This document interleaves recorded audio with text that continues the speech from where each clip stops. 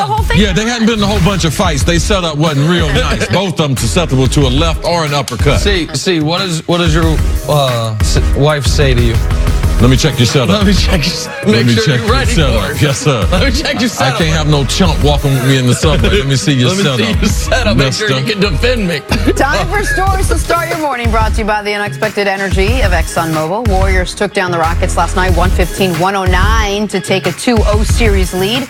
Draymond Green finished with 15 points, 12 rebounds, 7 assists, while Andre Iguodala added 16 and 5. Nick Halporton was Draymond and Iggy's production. Man, they were great. The Rockets' game plan clearly was to leave Iggy open, and everyone's been leaving Draymond open. Iggy made them pay, and Draymond was such a good distributor, and both these guys were so great on the defensive end. Yes. Guys who had for both these players, the worst regular season they've had in 5 years, 6 years, for Iggy maybe ever, and for them to come back this postseason playing like this, total game changer for the Both of them have been all-stars, and they help cover up for their lack of a bench. So not only Steph, not only Clay, not only KD, but now you got the two other guys that have been all-stars playing at an elite level at the perfect time. Yep.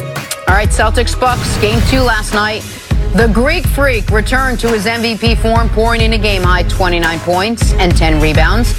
So Milwaukee wins 123-102 to even their series at a game apiece. Chris, how impressive was Giannis's bounce-back game in Game 2? I like the fact that he even struggled in the first quarter.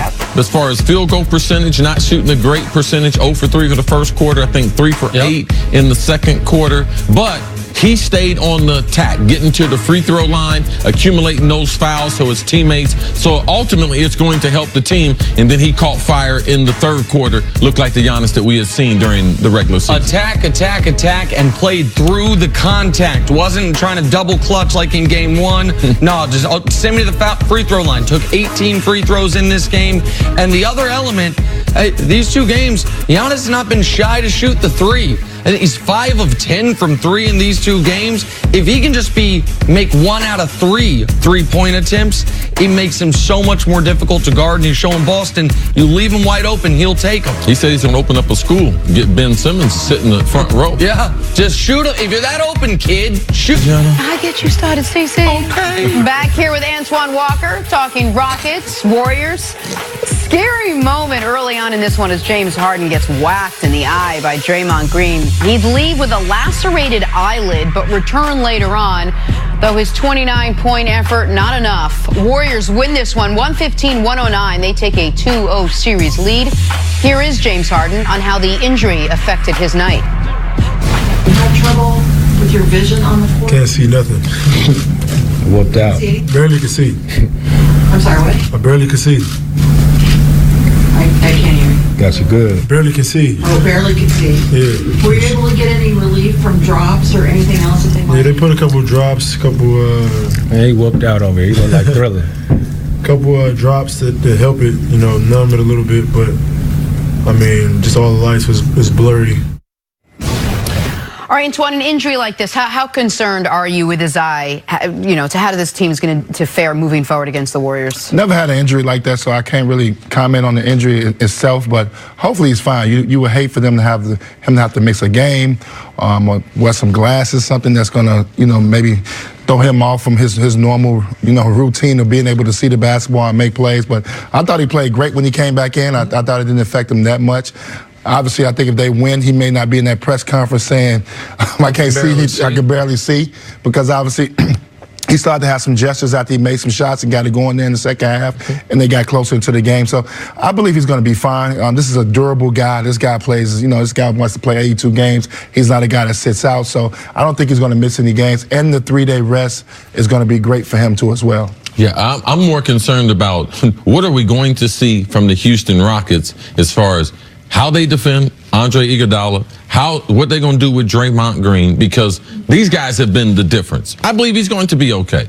Last night's game was the most difficult, more than 2 quarters that he's going to have to play. When I've seen guys get eye injuries like this, typically after a couple days, staying out of that very, very sensitive light that are at the arenas and everything. You saw him wincing when it was like during timeouts when they were playing lights in the arena. You saw almost like a guy with a concussion where the bright lights are bothering him. Not to say he had a concussion, but that's what you're talking about, right? That yes. that type of light affecting him after typically we see it a lot in football, and we've seen it more recently in football, not with guys getting hands to the face, but with the rubber pellets that are in the artificial surface. When they get tackled, sometimes you see the little pellets go into their eye, causes a minor little scrape.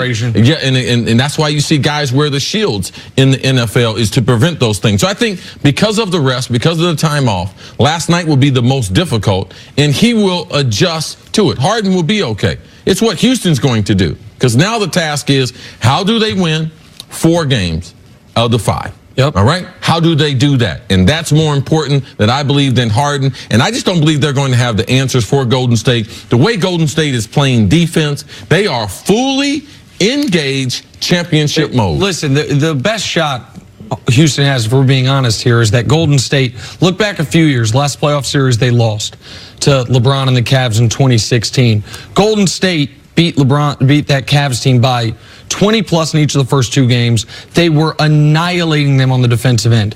Game 3, they came out, no attention detail early. I think it was 31-9 Cleveland midway through the first quarter, or late in the first quarter, and Cleveland was able to steal that game. That was critical as they then lost the next game before they come back from 3-1 down. They need Golden State to have a bit of a letdown this first game back in Houston so they can get out going. Now, none of it will matter if they don't have Harden fully functional. I don't think this is the type of injury that's going to affect Harden 3 days from now. They don't play again until Saturday. I think we saw it. Sometimes guys get hurt in a game, and they are more effective the rest of that game than they would be the next day once the adrenaline wears off. This, to me, struck me as the type of injury that you're going to be the least effective right after it happens, and then get more and more vision, more and more clarity moving forward. But Harden played, I thought, great once he came back. Like Antoine said, they need the other guys to play better, and they have to give the game the requisite respect and attention it deserves when it comes to boxing out and not turning the ball over. Yeah, Tuan, what kind of adjustments you want to see Houston make now? Obviously, I think they got to figure out a way to play against this small lineup. Coach D'Antoni has a decision to make, whether he's going to keep Kinkebell on the floor or he's going to go small, maybe play Austin Rivers, who I thought was great yesterday, and match up with their size so you can have the same quickness.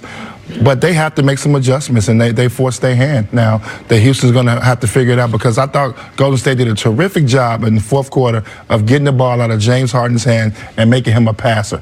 And we didn't see it a lot this season with a lot of teams. We saw Harden go on unbelievable scoring run this year because teams did not do what Golden State did. And Golden State is respecting James Harden as a scorer by double-teaming him and forcing other guys. And, Chris, you said it early in the show, Chris Paul got to show up. You're going to need 20-25 out of him the rest of this series to have a legitimate chance of beating Golden State. He has to be that second star. And Steve Kerr, he's going to get a lot of credit for going to the Hampton 5, because I believe that's going to be the difference, not only in this series, but that's what's going to keep them, their ability to be able to repeat and get the 3-peat. But you brought up one of the best points that I have heard. They got lucky. They got lucky Boogie Cousins got hurt, because now they can go to the Hampton 5, not for 5 minutes, not for 12 minutes, but as you point out, Nick, half the minutes. Yes. Man, half the minutes in the series. They're playing the Hamptons 5. See, and it's do you remember the last regular season game between these two teams? Boogie went off, and Boogie was great in that game.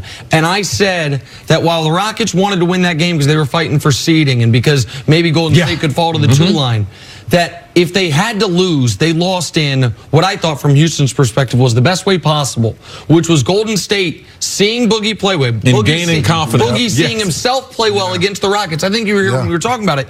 And Boogie then believing, I can play against these guys. Because I don't think Boogie could have played against this Houston Rockets team. I think he would have they wouldn't be as effective. Boogie can play. Okay, let me rephrase it. I don't think he would have been as potent offensively as they've been, and obviously would hurt their defense. And KD.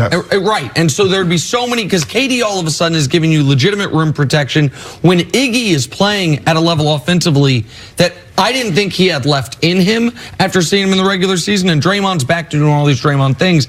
That Hamptons 5 unit is just absolutely deadly. For the Rockets to have a chance, yeah, Harden has to be fully functional, but they need, even if he crosses out KD, they need someone to cancel out Steph, someone to cancel out Clay. That's where Chris Paul comes into play. All right, good stuff. Antoine, thanks so much. Great job, man. We'll see you back here tomorrow. Coming up, Martellus Bennett is live in studio to break down the Patriots replacing Gronk. That's next up. We got the whole family here. I like the dad, man. The dad is really cool, too. He got way more personality.